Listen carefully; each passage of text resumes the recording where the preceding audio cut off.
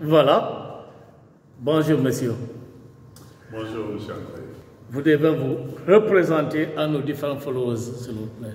Je m'appelle Ndoukou Kachindao, Abdou Ndoukou Kachindao, et je suis le coordonnateur du Festival des cultures Diola.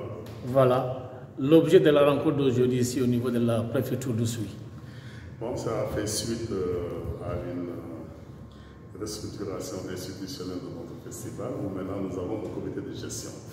Et le comité de gestion est composé d'une man, de Boubou Djoumoyi, Sibyl Mbaye Didiou, et bien évidemment des 5 maires du département, plus le président du conseil départemental et nos ONG partenaires, en particulier ASDI, Éco-Communication et Andagraph Sahel. Et donc, l'obligation que nous avions, nous qui sommes du comité exécutif, c'était de rendre compte de l'état d'avancement du festival. C'était l'objet de la réunion. Ah oui. Et qui ont été conviés à cette réunion? Bien évidemment, c'est tout le monde qui a été convié, notamment les 5 maires, le président du conseil, et bien évidemment, on va dire les ONG partenaires qui ont été conviés pour venir prendre, on va dire, en considération des informations issues du comité exécutif. Festival de culture Diola, deuxième édition dans le département d'Oussouye. Pouvez-vous revenir un peu sur les tenants et les aboutissants de ce festival? Oui, c'est pour valoriser les cultures Diola. Vous savez, quand on parle d'ethnie de façon générale, les ethnies sont polymorphes. On dit Diola, mais dans les Diola, comme vous le savez, dans l'histoire de la Casamance, il y a des Sérères, il y a des Balanta, il y a ceci. Donc, les Diola ne sont pas un groupe homogène, c'est un groupe qui est très hétérogène.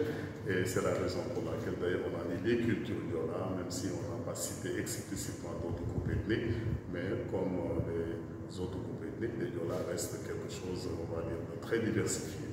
Alors, donc, c'est pour valoriser la culture Diola, créer les conditions d'une, on va dire, dynamique culturelle et des expressions culturelles dans le département d'Oussouye.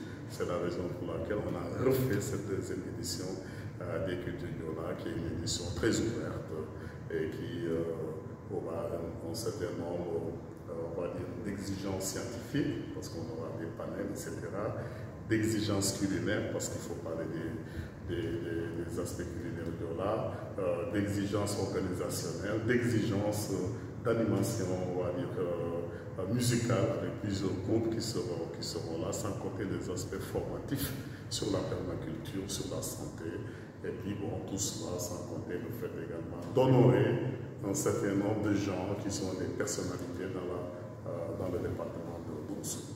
Un aspect très important donc, de ce festival, dans sa spécificité, il est du département d'Oussouye et qui doit quand même polariser toutes les cultures quand même territoriales du département d'Oussouye. Donc cela veut dire autrement, à chaque collectivité territoriale d'une commune, d'abriter une édition tour rotatif. C'est vraiment une spécificité à déménager. Oui, il faut savoir que nous avons une convention qui lie l'ensemble des collectivités territoriales et quelques ONG partenaires. Et la convention, évidemment, exige que cette année, nous sommes dans la commune d'Oussouye. L'année prochaine, nous serons en dehors de la commune d'Oussouye, parce qu'il y a 5 on va dire, communes qui sont intéressées par ce festival-là. Donc, et je trouve que le caractère rotatif du festival est quelque chose qu'il faut saluer. Heureusement qu'une convention est venue arbitrer tout cela. Et effectivement, l'année prochaine et les autres années, le festival sera rotatif. Les dates prévues, disons, justement, ce sont le 2 jusqu'au 4 décembre prochain. Qu'est-ce qui a été fait ici et qu'est-ce qui reste à faire?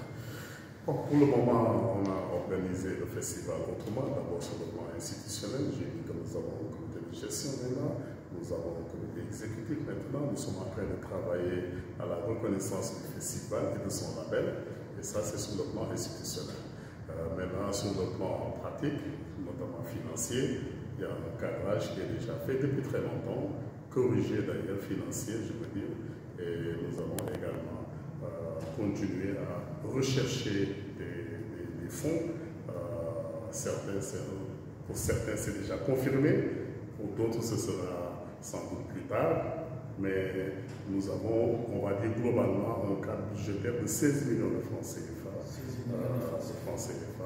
qui sont prévues avec différentes contributions qui proviennent de la diaspora, qui proviennent des collectivités territoriales, qui proviennent de nos ONG partenaires, qui proviennent d'autres individualités qui aiment le festival et qui veulent soutenir le festival. Un peu le contenu du festival en termes de programme. Alors pour le moment, on va déjà un volet scientifique qui est un volet qui a 4 axes de travail, notamment un axe qui est un axe sur les religions du livre, sur également tout ce qui concerne la gestion des ressources naturelles et environnementales, sur le peuple Maniola, etc. Donc ça, c'est des thématiques qui seront développées durant le festival avec beaucoup de grandes personnalités qui seront au festival pour venir en débattre. Ça, c'est le volet scientifique. Sur le contenu également, il y a tout ce qui concerne une trentaine de groupes musicaux qui devraient être ici et qui proviennent et de la Guinée-Bissau et du Sénégal, sans compter, comme je l'ai dit tout à l'heure, tout ce qui concerne l'aspect culinaire, tout ce qui concerne les Ekonkon, les Kumpo, le théâtre Diola, le défilé, et donc tout ça, ce sera évidemment durant le festival du 2 au 4 décembre dans un premier temps, et dans un deuxième temps, on va avoir un surplus le 14 décembre, où va se tenir le matin et l'après-midi à l'université de Assane-Seck de Ziguinchor, où va se tenir pour le matin un panel sur le rapatriement des objets osseux et des objets culturels avec Félix Sarr, professeur Félix, et puis dans l'après-midi, un gros débat qui sera installé également de 15h à 19h sur le thème La Casamance en débat.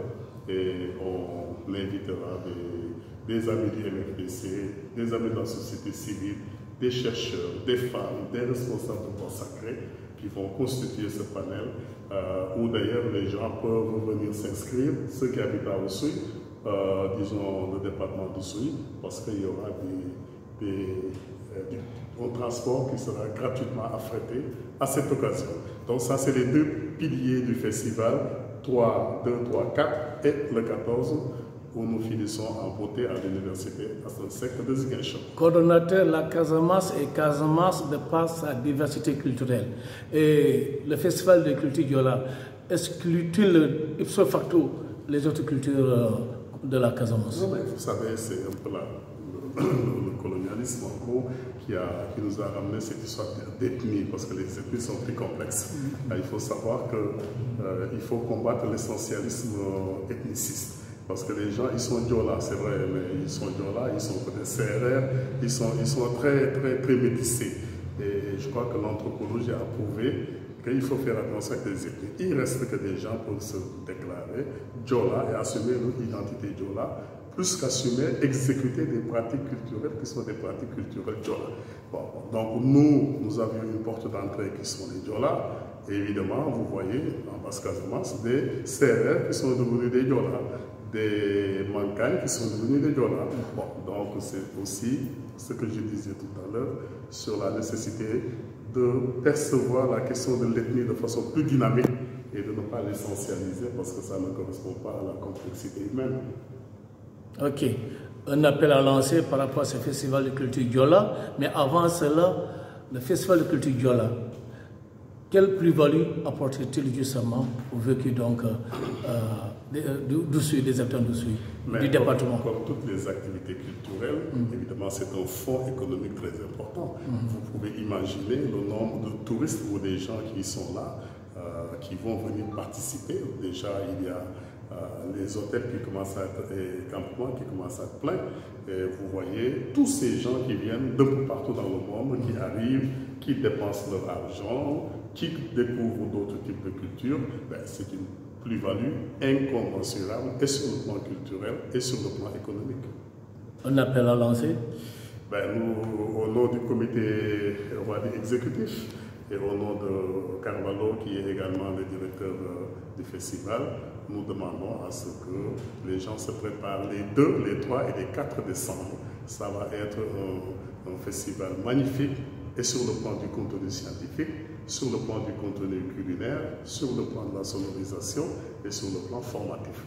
Et donc nous demandons à ce que tout le monde puissent venir tranquillement assister à cette deuxième édition du Festival des cultures Diola. Un festival à ne pas du tout manquer. À ne pas manquer. Merci beaucoup. Allez, merci. Ceux qui vont rater ça, je crois qu'ils vont rater beaucoup de choses. Allez, merci beaucoup. Bonne journée. Merci.